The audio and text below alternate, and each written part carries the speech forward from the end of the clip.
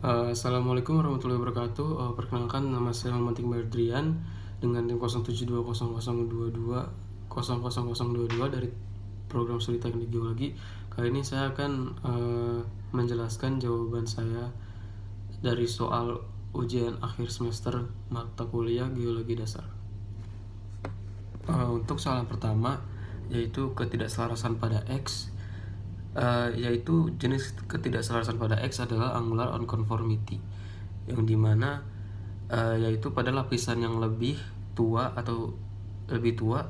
dia itu terpotong atau terkikis atau berubah bentuk setelah lapisan atasnya yang lebih muda itu terbentuk.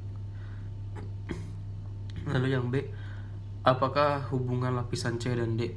Hubungan lapisan C dan D adalah keselarasan lapisan miring, yang dimana lapisan C itu atau batu pasir dia itu memiliki umur yang lebih tua dari lapisan D atau batu gamping. Kenapa? Karena bila kita bayangkan lapisan tersebut terbentuk mendatar, maka lapisan C berada di paling bawah, berada di lebih bawah dari lapisan yang D. Maka dari itu lapisan C berumur lebih tua atau terendapkan lebih dahulu dari lapisan D. Lapisan ini pada umumnya bersifat horizontal namun menjadi miring karena adanya suatu struktur geologi yaitu lipatan atau folding. Yang C, hubungan lapisan F dan G. Hubungan lapisan F dan G adalah keselarasan lapisan mendatar, yang dimana lapisan F ini atau batu pasir berumur lebih tua daripada lapisan G karena terendapkan lebih dahulu. Lapisan ini cenderung mengikuti bentuk awalnya, yaitu horizontal atau bisa kita sebut original horizontality. Lalu untuk yang D, hubungan lapisan A dan B. Hubungan lapisan A dan B adalah terjadinya penerobosan atau intrusi dari lapisan B yang memotong lapisan A. Berdasarkan waktu pengendapan, lapisan A merupakan lapisan yang lebih muda daripada lapisan B. Mengapa? Karena lapisan B terbentuk lebih dahulu, kemudian dia diterobos oleh lapisan A yang merupakan batuan beku atau magma. Lalu yang kedua, soal nomor 2, jenis sesar. Jenis sesar untuk yang pertama adalah sesar reverse fault atau sesar naik, yang dimana bisa kita lihat hanging wall dan footwall. Hanging wall berada di atas garis sesar, sedangkan footwall berada di bawah garis sesar, yang dimana di sini hanging wall-nya berada di sebelah kanan dan footwall-nya berada di sebelah kiri. Maka dari itu kita lihat pada posisi hanging wall-nya terlihat sedikit naik dari bidang yang sebelah kiri atau footwall. Maka dapat kita simpulkan bahwa sesar tersebut adalah sesar naik. Lalu yang kedua, jenis sesar ini adalah sesar strike slip fault atau yang disebut sebagai sesar mendatar, arahnya menganan. Kenapa menganan? Karena kita tentukan dari hanging wall ya. Hanging wall-nya berada di bidang yang sebelah kiri dan footwall-nya berada di bidang yang sebelah kanan. Bisa kita gambarkan kalau kita berada di salah satu bidang, lalu kita melihat bidang yang ada di seberang, maka bidang tersebut akan menggeser ke arah yang kanan. Untuk soal nomor 3, apa itu stress dan strain? Stress adalah suatu tekanan atau tegasan yang diakibatkan oleh suatu gaya dari pergerakan lempeng. Stress itu dia dapat mengakibatkan perubahan pada batuan. Apa itu strain? Strain adalah respons atau perubahan itu sendiri. Nah, perubahan itu sendiri itu bisa berupa perubahan wujud atau perubahan volume ataupun perubahan komposisi. Lalu apa itu ductile? Ductile adalah suatu material yang bersifat elastis. Jadi material tersebut ketika terkena stres atau tekanan atau tegasan, benda itu tidak akan mudah retak atau hancur, melainkan benda itu akan kemungkinan merenggang atau berubah wujud. Kenapa ductile terjadi? Ductile terjadi ketika respons atau strain-nya itu merata atau didapatkan dengan baik. Lalu apa itu brittle? Brittle merupakan benda yang rapuh atau mudah patah, dan karena dia mudah patah dia akan dapat membuat suatu retakan atau kekar pada material tersebut.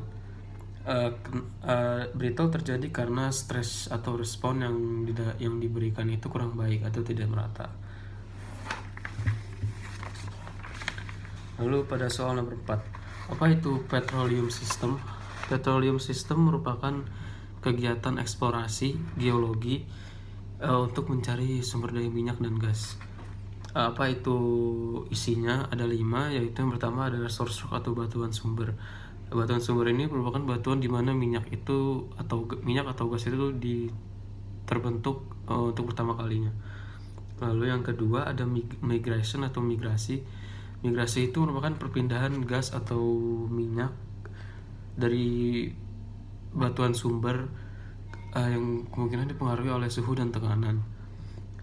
Lalu yang ketiga ada reservoir. Reservoir adalah merupakan batu yang berisi minyak atau gas setelah terjadinya migrasi. Lalu yang ketiga ada trap atau jebakan. Jebakan ini dibuat agar minyak atau gas itu terperangkap, dia tidak bisa kemana-mana lagi.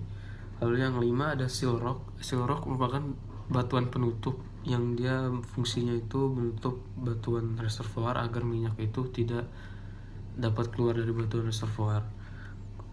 Lalu yang B ada resources. Resources itu merupakan sumber daya. Bila kita masuk di resources minyak dan gas, berarti dia adalah sumber daya minyak dan gas yang sudah tersedia oleh alam. Sedangkan untuk reserve itu merupakan cadangan minyak dan gas yang dapat kita peroleh atau kita produksikan. Lalu soal nomor 5, contoh endapan mineral. Di sini saya mengambil endapan early magnetic, yaitu merupakan endapan mineral yang terbentuk pada saat awal intrusi magma, pada saat masa pembekuan magma. Endapan ini biasanya ditemukan pada zona intrusi magma yang biasanya batuannya itu berwarna gelap. Contohnya mineral yang dihasilkan dari endapan early magnetic ini adalah intan. Intan ini banyak lokasi pertambangannya di Indonesia, dan daerah terbesar penghasil intan di Indonesia itu adalah di Kalimantan Tengah.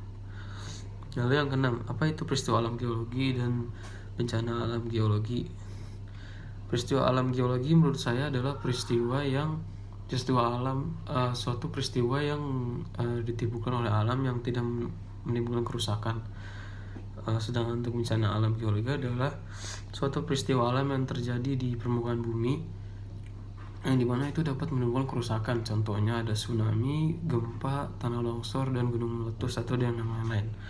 Jadi bila terjadi suatu gempa dengan kekuatan yang besar, atau contohnya 9,8 MW yang terjadi di tengah hutan yang dimana itu tidak ada manusia atau tidak ada fasilitas lain, maka itu merupakan suatu bencana alam karena dia menimbulkan suatu kerusakan pada permukaan bumi. Sekian penjelasan dari saya. Terima kasih. Wassalamualaikum warahmatullahi wabarakatuh.